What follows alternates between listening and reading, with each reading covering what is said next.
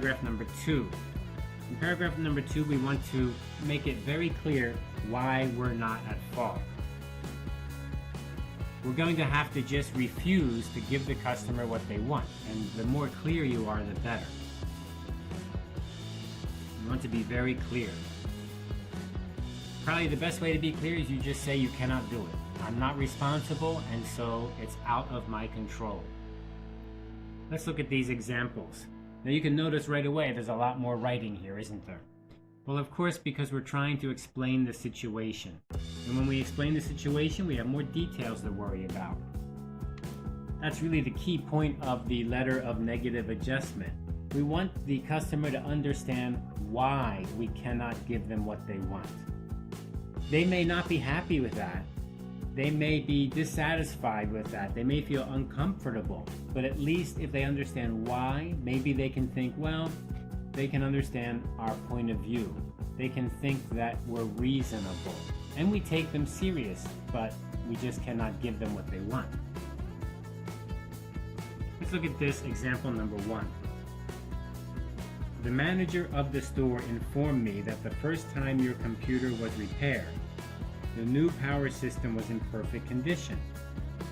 Mr. Chen, the manager, said that because the same problem has occurred twice, the cause could be your home electric supply. Computers are very sensitive to electric voltage surges. We cannot be expected to repair computers damaged by factors beyond our influence, beyond our control, beyond our influence. That's a great little phrase. So this is explaining what happened. I called and Mr. Chen told me this. And I cannot pay for your repair because it's not our fault, it's your house electricity fault. Right there, it says it very clearly. So that's a business to consumer. Let's take a look at a different situation, which is a business to business. Now, what's the biggest difference between business to consumer and business to business? Business to business, the business volume is going to be larger, much larger. A business to one consumer is just one consumer, but we need to be careful because one consumer can become angry and spread the word to many consumers. So we do need to watch out.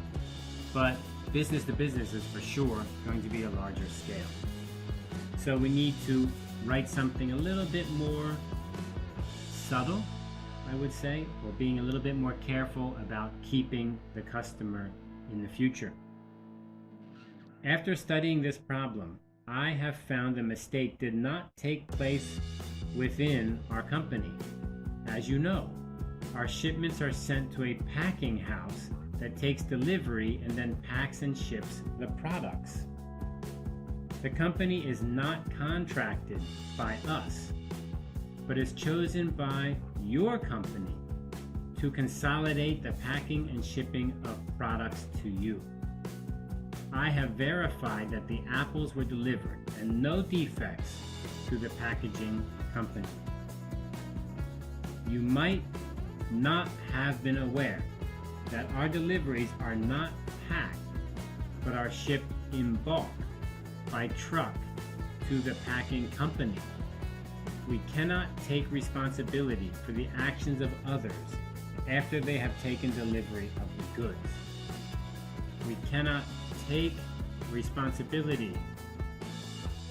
That's a great little phrase there. It's not our fault.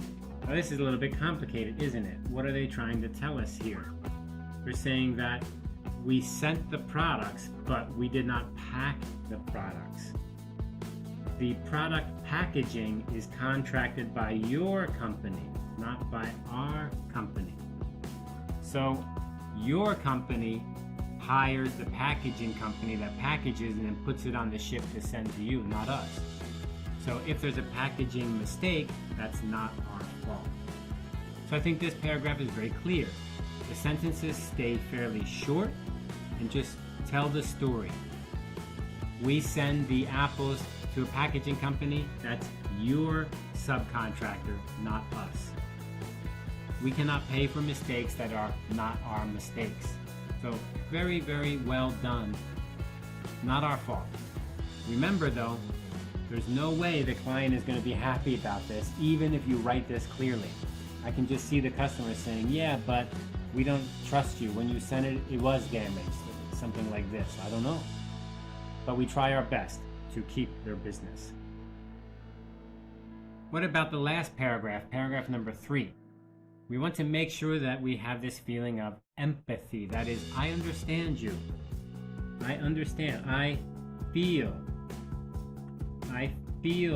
what you feel. I feel sad because you're sad. I feel angry because you're angry. I feel happy because you're happy. That's empathy. I can feel what you feel. So in this case, I'm not happy.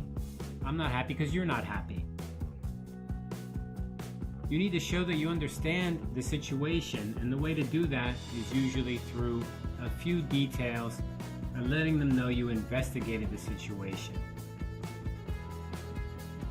Emphasize that you did take it serious. You talked to people, you called people, you talked to the manager. Maybe you can make a small gesture to the customer. Even though you did nothing wrong, you can still try to help them somehow. Maybe you can give them part of what they want. Maybe they want a refund. Maybe you can give them 50% of the refund. Maybe you can give them another product as a replacement. Maybe you can offer something in the future. For example, you can say, in the future, we will make sure this never happens again. Or in your next order, we will give you a 10% discount. And then, of course, you want to just say, in general, the future looks good. We want to cooperate in the future. We want to keep this business relationship going. Let's look at a couple examples. Buying and caring for a new computer can be a perplexing situation. I would like to help you as much as possible. To this end, I have included a book that describes all the safety procedures of precautions to observe while using your computer. I hope this will help prevent future problems. Okay, so what's the small gesture? I'm sending you a little book to help you understand how to use your computer. That doesn't sound like such a big deal, does it? In fact, that sounds like, not a big deal. But this is the customer's problem. Their house has an electric problem. The electricity is breaking the computer. We cannot pay for that every time, so we try to help them out a little bit. Here's a book to help you learn about your house and the computer electricity problem. That's about all we can do. It is a business to a customer, so to expect us to do more would be a little bit unrealistic. Look at the second example, which is a B2B. The first one is a B2C, and the second one is a B2B. I understand the challenges of coordinating shipments of the many products you purchase in America. I assure you that this company will continue to supply you with the highest quality apples. It is our goal to satisfy our customers in every way that is within our control. So here he says, I understand. What is that? That's that empathy idea. I feel what you feel. I can relate to your situation. And then they go on to talk about the future. We hope to have a good relationship in the future and continue helping you, continue serving you. I did nothing wrong. We did a good job. If you need us to do more, we're happy to do more for you. But we're not going to say we were wrong. Right? So that's the way this paragraph goes. You can see it's a bit shorter, very clear and simple. The hard part was in paragraph number 2. So this is not so hard as that. Okay, we have an example here, and as always, we have our heading, opening, body, and closing. And we try to have a very clear subject line. In this case, we have a shipment number. And then we have 3 paragraphs, with clearly the second paragraph being longer, as it explains the whole situation. In some situations can be very complex, very hard to explain. Alright, so that's the positive letter of adjustment and the negative letter of adjustment. Which one's harder?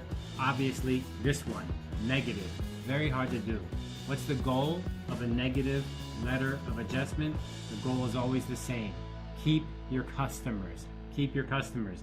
If you don't keep your customers, you're going to run out of customers. Is it possible that you always do everything right? You never make a mistake? No, sometimes you make a mistake. Then you write positive letter of adjustment. But sometimes the problem is not your mistake. It's somebody else's mistake, and you should not be responsible. But you still want to keep the customer. So you can say no, and then you can maybe give them something to make them a little bit more happy, a little bit more satisfied. So good luck with your negative letters of adjustment. It's not easy.